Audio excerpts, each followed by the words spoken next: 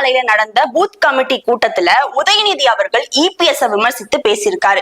என்ன சொல்லியிருக்காருன்னா, இபிஎஸ் அவர்களுக்கு பதட்டம் வந்துருச்சு, அதனாலதான் அவர் திமுகவை விமர்சனம் பண்ணியிருக்காரு.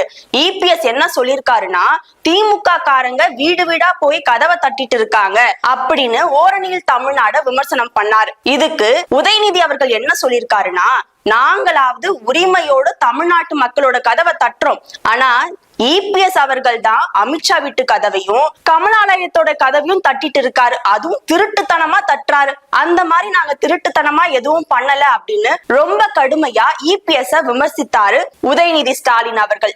இதுக்கு இபிஎஸ் அவர்கள் என்ன சொல்லியிருக்காருன்னா, எங்க கூட்டணியை பத்தி பேசுறதுக்கு உதயநிதி யாரு? அவர் என்ன ஜோசியக்காரா?